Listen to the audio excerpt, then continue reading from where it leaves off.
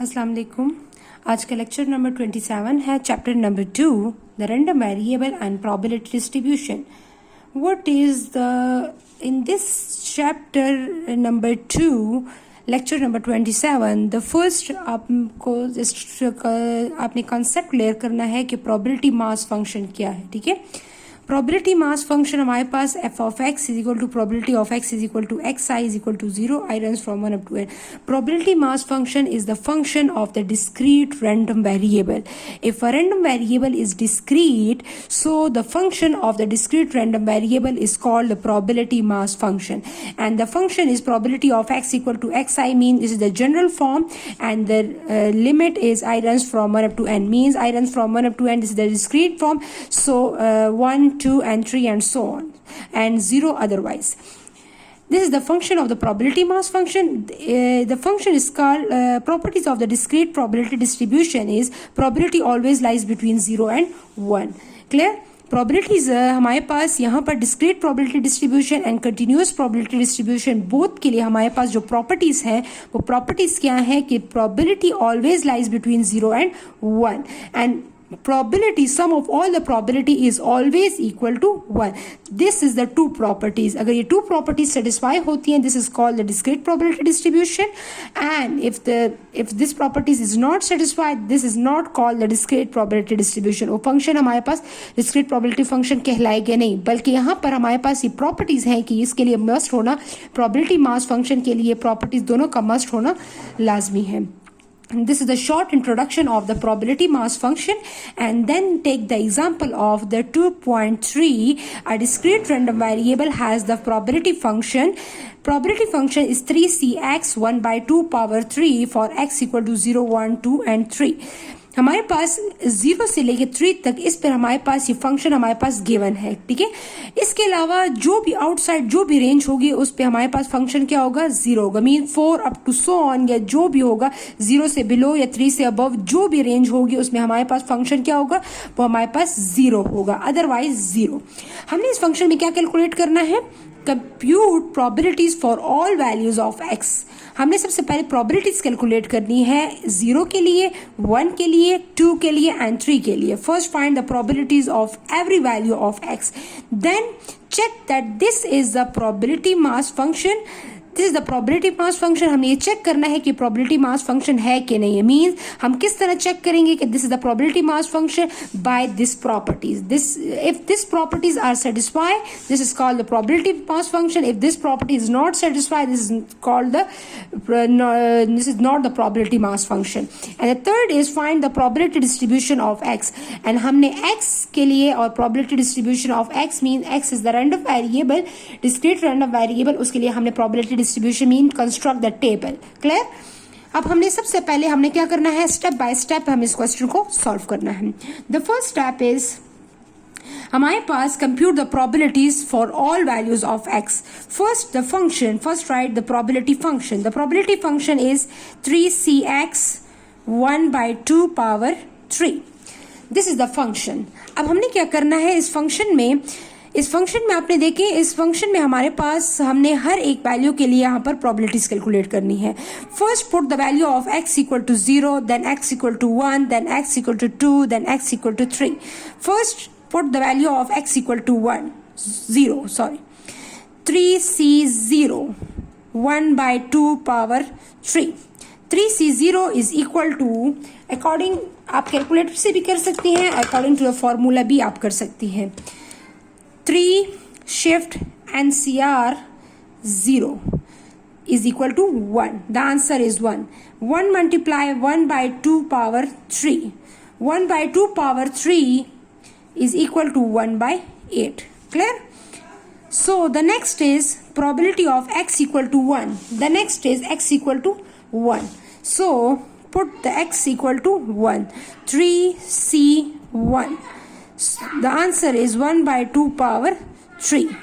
3c1 by calculator, 3 shift NCR 1.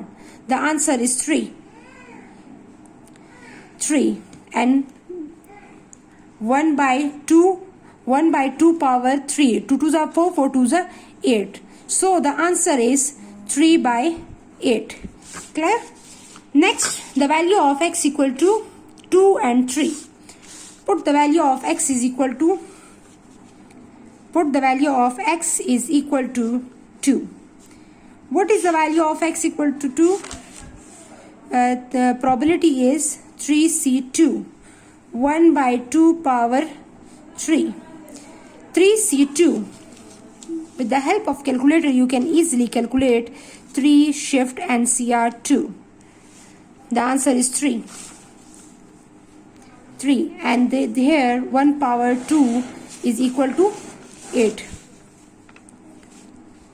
Answer is 3 by 8. Clear?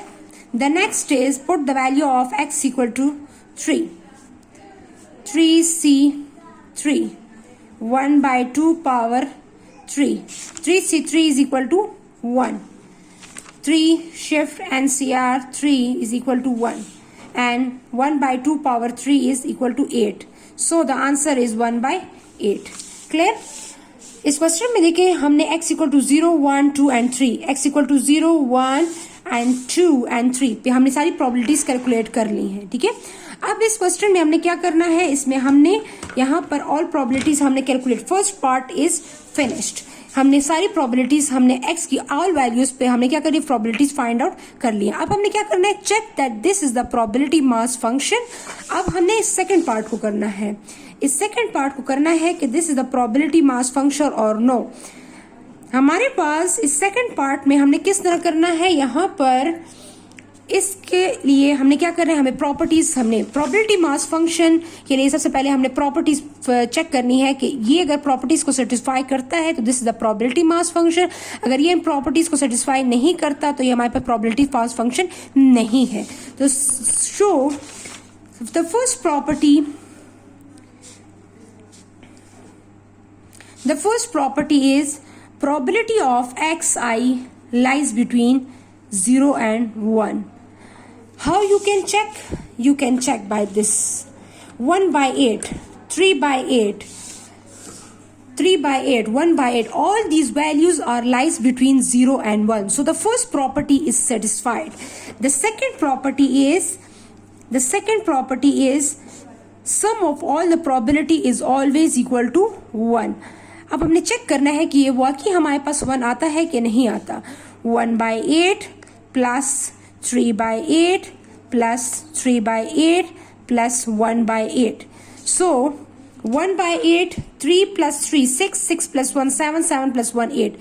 8 divided by 8 is equal to 1.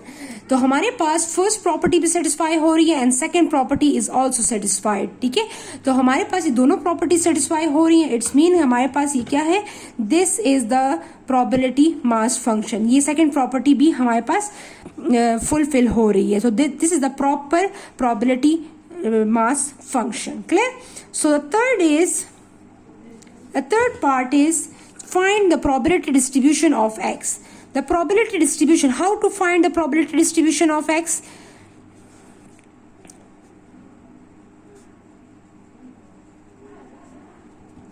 Probability distribution of x. Construct the table. It's mean construct the table of x and every value of, find the probabilities of every value of xi. What is the value of x? 0, 1, 2 and 3. The probabilities is 1 by 8, 3 by 8, 3 by 8 and 1 by 8. And sum of all the probabilities always equal to 1. 8 by 8 is equal to 1.